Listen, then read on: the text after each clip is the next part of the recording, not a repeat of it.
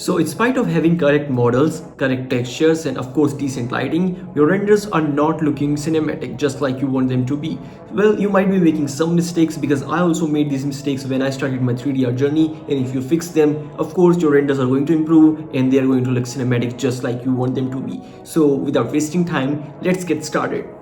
Alright guys, so the first thing might be related to the lighting. Well, you might be trying to light the entire scene while the cinematic frames only focus on lighting what's important and they let the darkness take over the non-important stuff. So you should do the same. What you can do is let the background disappear and the darkness take over while the subject remains visible. This creates the contrast and you only focus on what's really important, that is the subject of your render, and the other non-important stuff just gets hidden with the darkness. Alright, so the number 2 mistake that you might be making related to the lighting is your lighting have no hierarchy. That is, all of your lights contribute equally.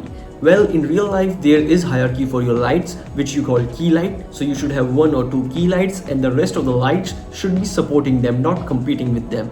So if all of your lights are equal, then the image feels artificial and CGI and it is not going to look even real. Forget looking cinematic. Alright guys, so the number 3 mistake that you're making related to lighting could be no motivated lighting. Look, if the viewers cannot tell that where the light is coming from, then the scene is going to look fake and your random lights make no sense in the scene. For example, right now you can tell that the light is coming from front of me, that is the natural light, that's sunlight, and there are no artificial lights. So this is how you subconsciously let the viewers know where the light is coming from. So yes, add practical lights. I have talked about them in my lighting video as well. You can check it out after watching this video. So have practical lights and you're definitely going to see the enhancement in your lighting.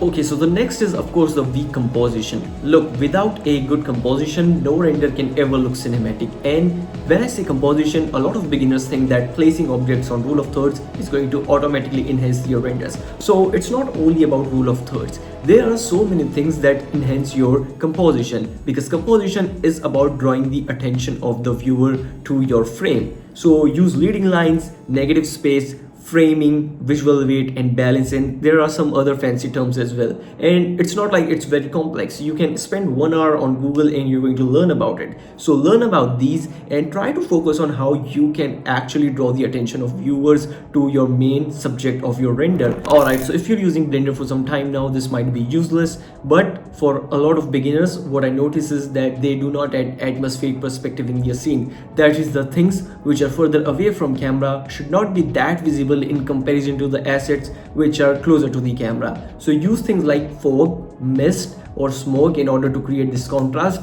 This is going to separate your background and foreground elements, and you're going to have really nice cinematic depth in your scene, because without these, of course, your renders are going to look flat and never cinematic.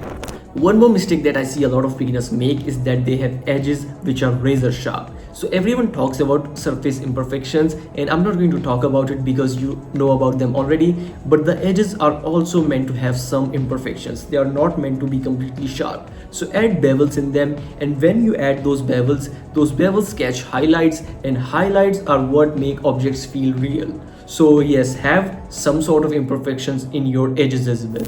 Another thing is that a lot of beginners add depth of field in their scenes but without any purpose. The depth of field is meant to draw your attention towards the subject. It is not meant to look cinematic. So if the background is blurred for absolutely no reason, then it is not going to look good. So only add depth of field if there is scope for it. If there is no scope for depth of field, do not add it, because it is going to ruin your render instead of making it look cinematic.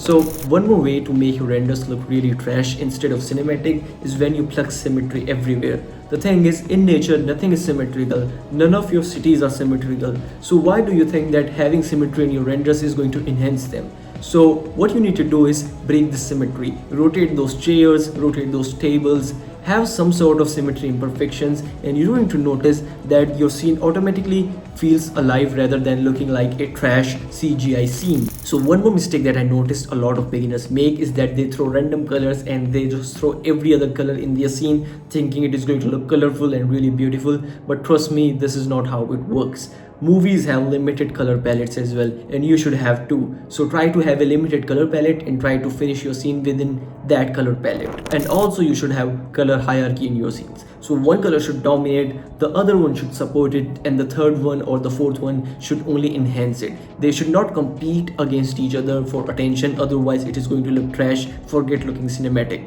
So having camera imperfections in your scenes is so important, because without them your scenes are going to look like they are made from a 3D camera or a CGI camera. But if you add imperfections, then the viewers are going to feel that they are present inside the scene. So having camera imperfections is so important. You can add lens flares, chromatic aberrations, glows and glares and dust and so many other things that I can't even recall right now, and plug them with a camera shake or a zoom in zoom out effect, and you're going to have really nice cinematic camera. So yes, fixing your camera is really important. Alright, so the next thing is really important, and without them none of the technical stuff that we have discussed so far is going to make your scene look cinematic, and that is having no emotional intent. Without viewers knowing what to feel, your renders are never going to look cinematic. Viewers should know whether to feel dangerous, happy, innocent, sad, and certain other emotions. If viewers don't know what to feel, then no point of having great lighting, great depth of field, or any atmospheric perspective. Well, before even touching lighting or trying to focus on details, make sure you know that what you're trying to tell. When you know that, when you know what your story is, then of course you're going to be able to have emotional intent in your scene. Alright guys, so I hope you enjoyed this video, and this was a video about why I feel your renders are not cinematic enough. And if you're making these mistakes, then of course fix them and your renders are really going to improve. So if you enjoyed the video, hit the like button, subscribe the channel, add me on Instagram, and I'm going to see you soon with a really nice video. So yes, make sure you subscribe and enjoy.